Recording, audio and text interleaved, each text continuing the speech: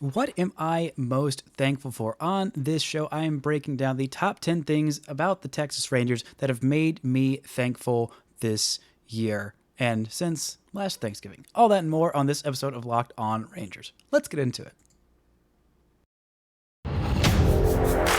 You are Locked On Rangers, your daily Texas Rangers podcast. Part of the Locked On Podcast Network, your team every day.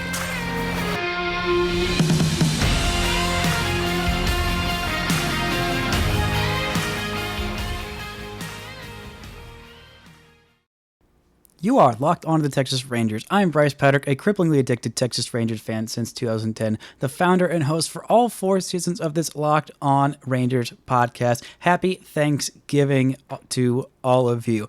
Thank you all so much for making Locked On Rangers your first listen every single day. I am thankful for all of you. If you're not already, you can follow me on Twitter at Bryce Patrick. You can follow the show at Locked On Rangers. And I'd be very extra thankful for you if you'd subscribe on YouTube, where the best way you can help grow the show is to comment any single thing below. Now, I am recording this on the day before Thanksgiving, trying to get in all of my episodes recorded on this day before Thanksgiving so I can just spend Thanksgiving and Black Friday with the family. Hopefully, there's not going to be any more Rangers news breaking. I have already taken care of that today on the Wednesday show. If you haven't listened to me breaking down what the Mike Matheny and Dayton Moore hires mean, go listen to that show. Some pretty good insight there, including from our Locked On Royals host, who gave me some info about Dayton Moore and why there is some cause for concern there. But also, there is a little bit of, well, not breaking news. And I'm going to get into the top 10 things that I'm thankful for, going in reverse order to build up the drama to the most thankful thing I have been thankful for this year. Coming in at number 10, we have the MLB hot stove. Just rumors flying at this time. Nothing is happening. We are not at the winter meetings just yet. And so in this time between the GM meetings and the winter meetings, which are different for some reason, I can't tell you why, but maybe it's just the GMs go to the GM meetings and then everybody goes to the winter meetings. Not exactly sure. But this is the deadest of dead zones in baseball. But there are a lot of hot stove rumors flying, including this one from John Morosi. He tweeted on Wednesday at, around noon-ish, that hashtag Rangers among the most serious suitors for free agent Carlos Rodon, as we discussed earlier on hashtag MLBN Hot Stove at MLB Network at MLB. Thank you, John Morosi, for saying something without saying anything. That is literally all of these hot stove rumors. And you know, we are so desperate. We are so starved for baseball content, especially as someone who produces a daily baseball podcast. Having these little rumors and things just floating around in the ether is fantastic. There are so many more. It's not just related to the Rangers. There was one the other day about, Justin Verlander met on Zoom with the Mets. Like, okay, cool, great. That doesn't really tell me anything. Like, obviously the Mets are interested in him. Maybe that means it's more likely that the Mets go and sign him, let deGrom go to the Rangers. But just like imagining a baseball player getting on a Zoom with a team is a nice, fun little thing to imagine while there's literally nothing going on. So I am thankful for the MLB hot stove in general, with all these rumors that are basically nothing, but still mildly entertaining. Number 9. I want to thank the Rangers for making me look stupid, and Nathaniel Lowe specifically for making me look stupid about saying that the Nathaniel Lowe trade was a bad one. It wasn't. It was a really good trade. It was a really, really good trade for the Rangers. One of the prospects that the Rangers sent over in that trade that was thought to be the headliner in the deal was left off of the 40-man protections for the Rule 5 draft from the Rays. A couple of the other ones they're all still doing pretty well, but anywhere close to what Nathaniel Lowe did. Just took home his first ever Silver Slugger award, had an 851 OPS, 27 bombs, 27 doubles, hit over 300 on base at 358. The guy was absolutely phenomenal. Kept that on base right where I loved it last year while adding a little bit more power, which is what I wanted from him. Absolutely loved it, and I think he's still got room to improve. This was really just his second full season in the big leagues as an everyday starter. He was absolutely phenomenal for the Rangers. Would be very thankful if he improved his defense just a smidge. Maybe got that walk rate up just a little bit higher, but it's fine. It's fine if he repeated exactly what he did this year for every year with the Rangers. I would be extremely beyond enthused. I would be just enthralled with Nathaniel Lowe, which I already am. I didn't like coming in, but he has changed my mind, made me look stupid, and I am very, very thankful for that. He is probably the best he is the best offensive first baseman the Rangers have had since Mark Teixeira. He is not quite the defensive wizard of some of first basemen past, but he is really dang good offensively, and that is what you want from your first baseman. Maybe he eventually moves off the position, moves to, DH. Maybe for some reason they try him in left field. I don't see that as a realistic possibility, but I think he can get better. Definitely on defense. He admitted it. He knows his own shortcomings, and he's working on it. That's all you can ask from a player. I mean, his shortcomings last year were he couldn't really hit fastballs. That was a big concern. He was still a decent overall first baseman, kind of middle of the pack. This year, I really think he was a top 5 first baseman in all of baseball. He was phenomenal, and the Rangers are really, really lucky to have him. He was the best offensive player on a team that had Marcus Semien and Corey freaking Seager on it. Yeah, he was better than them. Pretty handily, honestly. If you look at overall offensive contribution, he was pretty much better than them for most of the season. Definitely in that second half. Not that they weren't pretty good, but Nathaniel Lowe was just better. One of the top 10 offensive players in the American League. Very thankful for him making me look stupid. Number 8 on this list. I am also thankful for someone else making me look stupid. Martin Perez. I remember my exact reaction when the Rangers signed him to a 1-year, $4 million deal. After the lockout was done, I was like, sure, fine, whatever. And all he did was have a career season, a 2.89 ERA in just under 200 innings, made his first All-Star appearance, was absolutely phenomenal for the Rangers, consistent, 8 up innings, left, right, and center, eating, absolutely gorging himself on those innings and doing it very efficiently and effectively while he was on the hill. I am also very thankful for the Rangers not letting him get away, signing him to a 1-year, $19.65 million qualifying offer, keeping him in Texas for at least 1 more year. I would have been more thankful had they signed him to a longer-term deal, a 3-year deal, because I do think that this is the new Martin Perez. I think he's just like this now. I don't know that he's necessarily going to have a sub-3 ERA and 200 innings every year. I think the 196 plus innings is more repeatable than the sub-3 ERA, but I'm not convinced that he can't do this again and do it with a few more innings next year. Love having him around, love having him back on the team, and love being made to look like an idiot on moves that I thought were bad were fine, and ended up being very, very good. These last 2 were definitely in the very, very good category. Coming up, we're going to look at some of the other things that I am thankful for, including some more Rangers infielders. First, this episode is brought to you by BetOnline. BetOnline.net is your #1 source for sports betting info, stats, news, and analysis. Get the latest odds and trends for every professional and amateur league out there. From football to basketball to soccer and esports, we've got it all at BetOnline.net. And if you love sports podcasts, you can find those at BetOnline as well. We are always the fastest and easiest way to get your betting fix. You can make some bets on some Thanksgiving Day football games. Cowboys play today. I believe also the Vikings play somebody, and Detroit also plays somebody because it's Thanksgiving, and that's just what happens. There are no basketball games today. Actually, I think there are some college basketball games, not entirely sure. But if you want to bet on some Turkey Day football, head to the website today or use your mobile device to learn more, because BetOnline, it's where the game starts.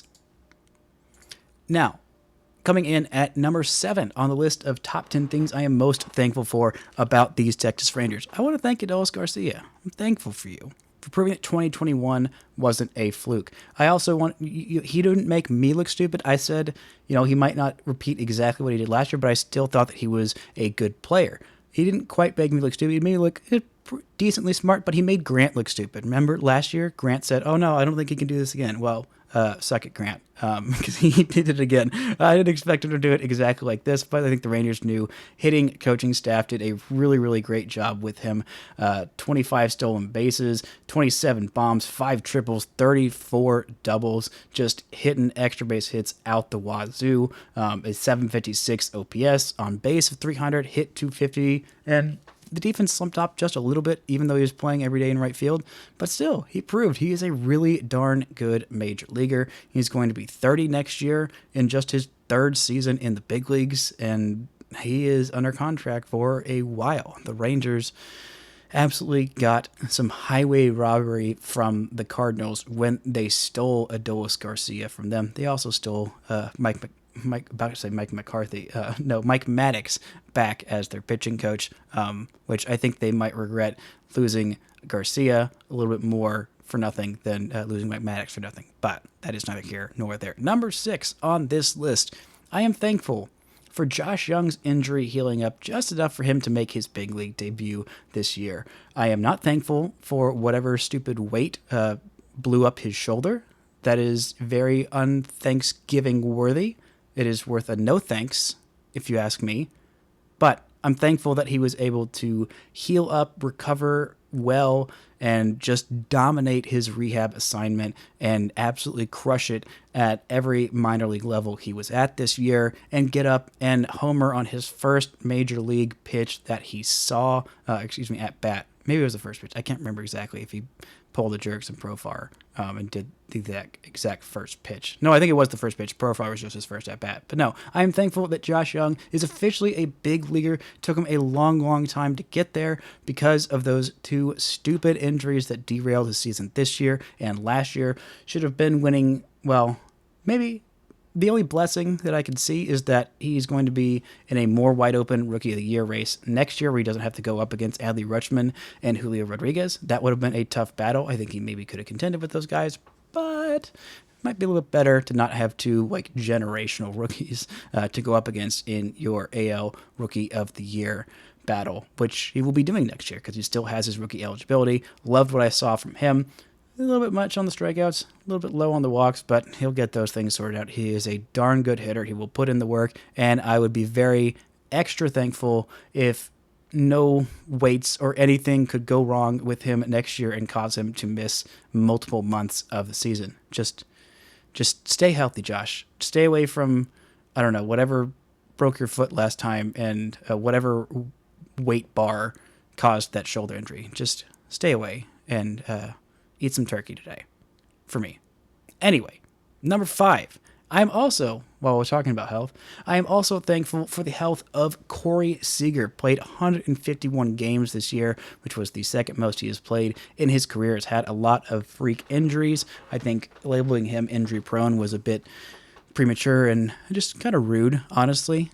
For anyone who labeled him injury prone and were concerned about giving him a big old contract. This was his first year with the Rangers, had some ups and downs. The ups were him hitting a lot of dingers and hitting very well at home. Downs were, well, hitting anywhere on the road. But the huge up was him staying healthy for those 151 games. You sign him to be your star, your kind of face of the franchise. Him and Marcus Semien, the 2 guys they brought in, both of them were really, really darn healthy. Marcus Semien played in 161 games, would have been 162 if not for that one game to just sit out, get his head right, and everything kind of started going up and up from there. But very thankful for his health. Would have been very thankful to have a healthy Mitch Garver. Did not get that this year. Would be extra thankful next year if we got a healthy Mitch Garver for the full season. Honestly, just 100 games, just total, however many that is next year, but I'd be very thankful to have another healthy Corey Seager season. I still forget how he is not turning 30 even next year. The Rangers got him at a really good time. I'm thankful also in this exact same, we're including this with Corey Seager's health because it is something that benefits Corey Seager. I'm also thankful for the banning of the shift. I was against it at first, but the Rangers have Corey Seager, and maybe they bring in Joey Gallo. And I think if they did, both of those players would be among the highest in baseball in terms of those who benefit from the banning of the shift. Corey Seager suffered the most from it, and I think he's going to benefit the most from it not being a thing on offense. Defensively, he might not be as thankful for it, but I think the offensive boon it will give him versus the defensive burden it will put on him will be more in the good. It'll be better. It'll be more good. Wow. Use all those big words and then can't finish it off with some coherent thought. Typical Typical Bryce. Anyway, coming up, we're going to get into the final top 4 things I am most thankful for about the Rangers and baseball in general. But first, this word from our sponsors. At number 4 on this top 10 list of things I am most thankful for, we have hiring Bruce Bochy. A great hire. A great, great hire. The Rangers have probably the best manager in the last 20 years. Honestly, I really think that that's Bruce Bochy. He took a team of mostly scrubs and some really good starting pitching and some guys who, well, it was basically Buster Posey and friends, and turned them into 3-time World Series champs. Granted, one of those times was against the Rangers, and I would have preferred the Rangers to win that one, but it's fine. Get over it. The next one will be even that much more sweet because of it. But no, I am thankful that the Rangers were able to convince Bruce Bochy to come out of a pseudo-retirement, not really retirement, to come and be the manager in Texas. I think it's a huge stamp of legitimacy on the organization. Granted, the first step in that was going and signing those 2 megastars up the middle last year. Kind of show, oh, okay, Texas is about that life. They are really about that life. And hiring Bruce Bochy to a 3-year contract, that is showing the Rangers are about that life and very sick of not contending. This team has not contended for a while. They have not been even, plucky underdogs fun for quite a while. They had a little bit of that in 2019. They kind of tricked themselves into thinking they could do that in 2020. They couldn't. They could not replicate Danny Santana somehow being amazing. They couldn't replicate the first half of the season with Joey Gallo being awesome and Hunter Pence being awesome before they got hurt. And the great seasons from Lance Lynn and Mike Minor. But the Rangers are showing they're about that life and hiring Bruce Bochy. Very, very thankful for him coming to Texas. Going to be really, really great to see him. I think the Rangers will have to make the playoffs for him to make his biggest difference. But I think somewhere in that, one run losses that kind of stacked up on the Rangers, I don't think as many of those would happen under Bruce Bochy, even though I did think that Chris Woodward was an okay manager. But now the Rangers went from okay manager to absolutely phenomenal, surefire Hall of Famer, looking for more championships. And that seems like a pretty darn good upgrade. Number three thing that I am most thankful for is the breakout season, specifically of Evan Carter in the minor leagues. There are a few other guys that are on here. Owen White having another continued great season. I'm less thankful for that because of the injury that kept him out for 6 weeks to 8 weeks, and no one really talked about what was actually going on there. Glad that he eventually came back, but mainly Evan Carter, who had the breakout season, turned 20 at the end of the year, and was in Double-A, won his first minor league championship with the Frisco Rough Riders, who won the Texas League. Was absolutely phenomenal. Showed this guy is an everyday center fielder, kind of Brandon Nimmo type guy, will have a high on base, hit for decent power, be a left-handed bat, is pretty darn quick, and is a legitimately good defensive center fielder. I think he's got maybe a little bit bigger of an arm than Nimmo, but I haven't seen him enough to fully make a claim on that. I'm glad that he was healthy. He had back injuries that a back injury that kept him out after 30 games last year. I'm glad that he was healthy this year because the little tiny sample size we saw from his professional debut was great. It was great. And what he did in Hickory this year, before he even got to Frisco, was absolutely phenomenal. This guy is an absolute stud. I think he might be, I might have him I definitely think he has a higher ceiling than Josh Jung. I don't think his floor is quite there. Maybe it is. Maybe it is on par with Josh Jung, and I'm really, really high on Josh Jung, but I might be even higher on Evan Carter. Maybe my Texas Tech bias will keep Evan Carter from being the number one prospect whenever I do my official re-rank of the Ranger system, but I am excited and thankful for his breakout season. There are a few other guys who had some really great breakout seasons this year, including Aaron Zavala, who was fantastic this year. Really loved what I saw from him.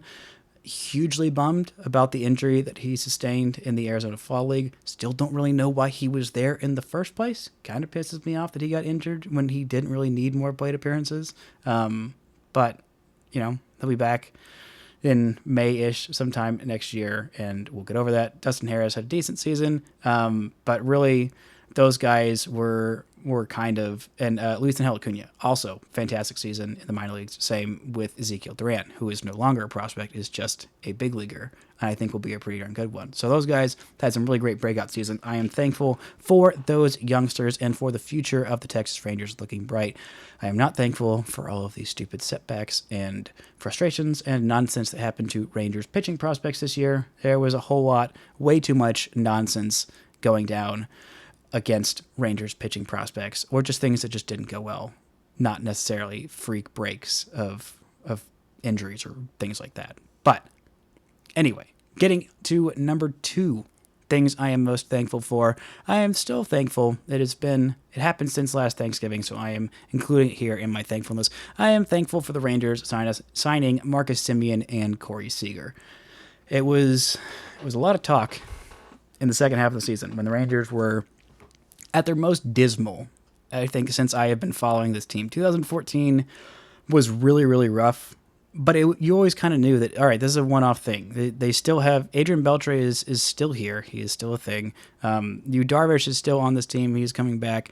And, things aren't going to be always this perennially awful as 2014. And they did make back-to-back playoff trips the next 2 years after that. But this year, last year, heading into the second half of the season, Joey Gallo was traded. Adolis Garcia was falling off a cliff. Every pitcher was just super duper trash. And it felt like, okay, well, there's not really a whole lot of hope here. Like, everything sucks. We're not going to see Josh Jung at the big league level. None of these prospects are making me happy. And everything is garbage and doo-doo. And front office was like, oh no, we're gonna sign some superstars this offseason. This team that hasn't spent money since 2016, we're gonna sign some big guys in free agency. We've got a new stadium. Everyone likes it. Blah blah blah blah blah. And I was like, all right, shut up. I don't believe you. I have been hurt too much. I don't trust this team to actually do nice things. And they did it. They freaking did it. And the Rangers kind of showed we're tired of losing too. Like the fans, I am tired of losing. Ownership said, I'm going to write these big old freaking checks because I want butts and seats and I want to win. And that was beautiful. I am so glad what those two guys did in their first year. Honestly, kind of renewed my hope in baseball. It's kind of dying there for a little bit. I mean, trade the guy who I had been defending and obsessed with and so incredibly glad was succeeding with the Rangers. And you lose 100 games for the first time since the 1970s, that'll kind of kill anyone's hopes. So I'm very thankful that the Rangers kind of showed a commitment to, we're not going to suck. We're going to actually try things and spend big and not be cheapskates about the offers that we send out in free agency. And if everyone else wants to be cheapskates and our big old deal lands these guys, then great. We're going to keep doing it because that seems to be the biggest market inefficiency in baseball, is paying good baseball players money. Everyone else wants to be all cheap, then fine. We'll go throw a bunch of money at these guys and get good that way. If we can't develop players, then we sure as shoot can sign them to big old contracts when these other teams are crying poor. It's a great way. It's a great way to go out and get free agent players, is just to give them a lot of money. Now, the number one thing I am most thankful for is the Rangers it's basically kind of the same thing of being players. I'm thankful that the Rangers are dreaming big on free agency again this year. It was not a one-off thing, not like, all right, we did our signing. There we go. We got Semien and Seager. What else do you want? That's all we're going to do. Doopy-doopty-doo. No, they're like, we need to upgrade this starting pitching staff. We are going to go talk to the biggest guys. We're going to talk to Rodon. We're going to be all in on that guy. If we can get Jacob freaking deGrom, the guy who has been one of the best pitchers, if not the best pitcher in baseball for pretty much a freaking decade, we're going to go and do that because why wouldn't we? We're probably going to talk to Justin Verlander. Haven't seen any reports about that, but I wouldn't be surprised if the Rangers are in on him as well. They are talking to the best of guys. They're going to be aggressive, I think, in trades this offseason. I definitely think they're in at least discussions with teams around the league. I don't know how active those discussions will be, but I mean, I really think they're strong considering making a trade for a top-end starter like a Corbin Burns or maybe a mid-rotation starter like Pablo Lopez. But the Rangers know they need several, at least two pitching upgrades in the staff still, even with bringing back Martin Perez. And I'm thankful that the Rangers, it seems like, are just as sick of losing and just as desperate to get this team, probably more desperate than me. Honestly, I'm just a person who talks about it all the time. I don't actually live it as much as these guys do, but I'm glad that they are showing that they're desperate and they're willing to contend and throw money at good players when other teams are scared. They are not afraid of taking risks on guys at the top end of the market, despite there being some legitimate concerns there. I'm glad that they are willing to go. It seems like they are willing to go all in and not, I don't have to try and convince myself that, signing Jameson Taillon is the only thing the Rangers needed to put them over the hill and take them from being a, 94 loss team to a playoff contender. No, there needs to be more done there than just that, or dreaming on the mid-market guys. But no, the Rangers can dream big. Maybe they'll be in the conversation for Brandon Nimmo if they end up settling for a Chris Bassett, which I don't think would be a terrible thing. Wouldn't be my ideal scenario. But if you trade for a Corbin Burns, then I think it's definitely more palatable. I don't think it'd be ideal, but it definitely would be more palatable if you also sign someone like Brandon Nimmo. But the big free agency dollars are still going to be spent, and I'm very glad the Rangers are doing that because it makes this offseason a whole lot more fun in a November time that is usually pretty darn dead.